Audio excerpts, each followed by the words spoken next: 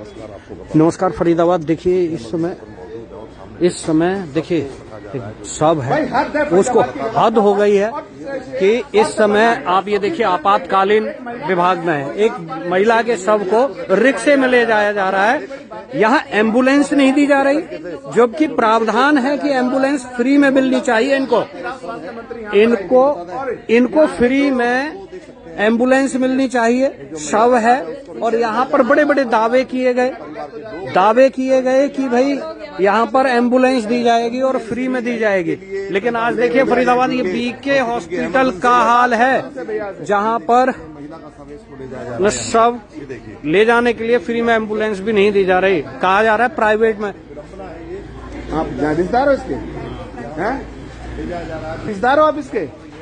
हमारे बेटी है आपकी बेटी है तो रिक्शे में क्यों ले जा रहे हो? जब मिल नहीं रहा है तो कुछ नहीं मिल रहा है। क्या बोला? एम्बुलेंस तो फ्री मिलती है यहाँ से, फिर क्या बोला? है डॉक्टरों ने क्या बोला है? मना कर रहे हैं एम्बुलेंस के लिए। प्राइवेट से एम्बुलेंस कर लो। कौन किसने बोली ये बात? ये तो वहाँ जाओ ना एम्बुलेंस का, तो सामने एम्बुलेंस बोले प्राइवेट से मिलेगा। अच्छा, उन्होंने भी मना कर दिया आपको कि हम एम्बुलेंस नहीं देंगे। प्राइवेट से ले जाओ, क्या हो गया? प्राइवेट से उतना सर जी पैसा कहाँ है? फिर इलाज को चलाने के लिए सारे पैसा तो हम इसमें लगा दिए। 4 लाख रुपया लग गए 10 महीने। क्या बीमारी थी इनको? 4 लाख रुपए लगा दिए। दाह संस्कार के भी पैसे नहीं है आप लोगों के पास। भाई आज क्या देखिएगा आप, देखिए महिला रो रो के परेशान है दाह संस्कार के लिए। ये देखिए इस महिला को रो रो के परेशान है भाई। दाह संस्कार के लिए पैसे नहीं है, इनकी बेटी गुजर गई है। और सबसे बड़ी विडंबना ये है, ये शहर का सबसे बड़ा अस्पताल है, आपातकालीन लिखा हुआ है। बड़े बड़े दावे और वादे किए जाते हैं। और यहाँ के स्वास्थ्य मंत्री भी, हरियाणा के स्वास्थ्य मंत्री यहाँ पे आई थी 2 दिनों पहले झंडा फहराने के लिए। और यहाँ पे देखिए ये महिला गुजर गई है भाई, रिक्शे में बॉडी को ले जाया जा रहा है। 35 साल कैसे मौत हुई है? समझ सकते हैं फरीदाबाद, एक गरीब व्यक्ति जिसके पास अंत में ले जाने के लिए एम्बुलेंस का भी पैसा नहीं है। 4 लाख रुपए बता रहे हैं कि अपने इलाज में लग गए, और आज उनको ये जो शव है, डेड बॉडी है, उसको रिक्शे में ले जा रहे हैं। देखिए, जबकि यहाँ प्रावधान में बड़े बड़े दावे किए जाते हैं कि यहाँ पर एम्बुलेंस की सुविधा है, इस तरह की सुविधा। लेकिन आज ये परिवार बड़ा दुखी है, जिनको मजबूरी बस ये जो बॉडी रिक्शे में ले जा रहे हैं। एम्बुलेंस में क्यों नहीं लेके जा रहे हो इसे? अब पता है एम्बुलेंस दे ही नहीं रहे, पैसा नहीं है हमारे पास। नहीं, सरकारी एम्बुलेंस फ्री में होती है। नहीं दे रहे हैं। नहीं दे रहे हैं तो पैसे लगाइए, 500-700 रुपए लेंगे, ले जाइए। 500-700 में नहीं जाएंगे, पूछिए। 500-700 में नहीं जा रहे हैं। कहाँ पे ले जानी है बॉडी? है सारण में ले जाने। सारण में? सारण चौक से सारण में ले जानी है। तो आपके पास किराए के पैसे नहीं है, दाह संस्कार कैसे करेंगे इसका? कैसे करेंगे? कहीं से लेंगे किसी से? आपकी बॉडी में पहुंचाता हूँ, रुको, एम्बुलेंस में पहुंचाता हूँ। मैं doctor MP Singh, deputy civil surgeon, district Faridabad. MP Singh के ये जो मामला चल रहा है सर, एक वीडियो वायरल हो रहा है और उसमें एक जो युवक है अपनी पत्नी के शव को ठेले पे ले जाता हुआ नजर आ रहा है। व्यवस्थाओं पर सवालिया निशान खड़े हो रहे हैं। क्या कहेंगे? इस वीडियो संज्ञान में है, क्या कुछ मामला था?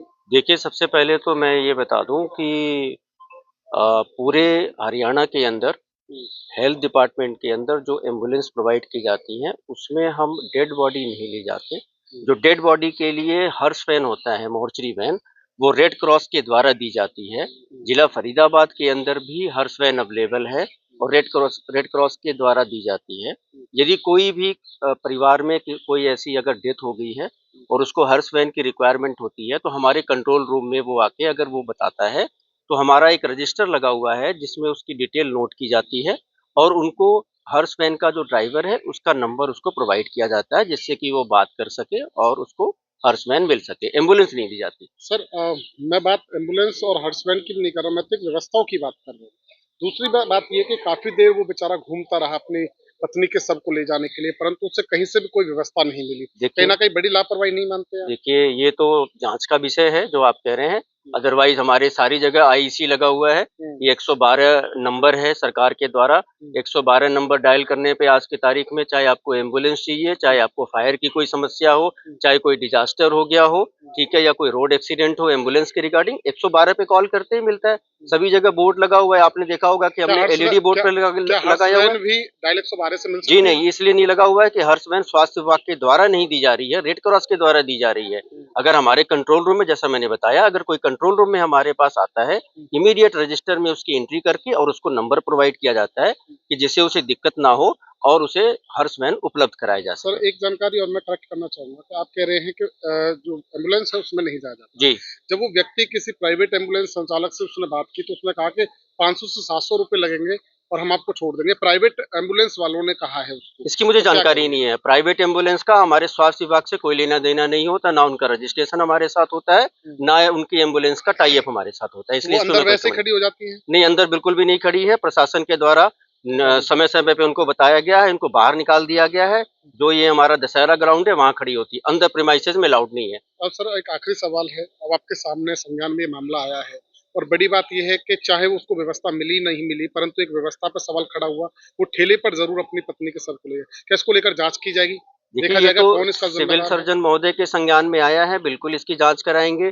सुबह मुझे उन्होंने इस बारे में बताया था, मैंने, आपको याद हो, आपके सामने भी मैंने कंट्रोल रूम में कॉल करके बताया कि कल हमारे पास कोई ऐसे सूचना प्राप्त हुई है। बोले सर हमारे रजिस्टर में एक नाम आया है, मैं डिस्क्लोज नहीं कर सकता आपके सामने, जी, जी, जी। और उनको इस बारे में उनको सूचना दी गई, ड्राइवर का नंबर दिया गया। अब मुझे नहीं पता कि जिस केस के बारे में आप बात कर रहे हैं क्या वो वही केस है या कोई दूसरा। इसकी जांच जरूर कराई जाएगी, क्योंकि सरकार के द्वारा हमेशा ये सुनिश्चित किया जाता है कि यदि किसी को एम्बुलेंस की रिक्वायरमेंट है, कोई रेफर केस है, कोई एक्सीडेंट केस है, कोई डिलीवरी केस है, तो उसको इमीडिएट एम्बुलेंस दिया जाए। हाँ, यदि हर्ष वैन की जरूरत है तो रेड क्रॉस के द्वारा दिया जाता है, और वो भी हमारे कंट्रोल रूम से इमीडिएट अगर कोई आता है तो उसको नंबर प्रोवाइड किया जाता है। बिल्कुल जांच की जाएगी यदि कोई ऐसी बात है। Thank you.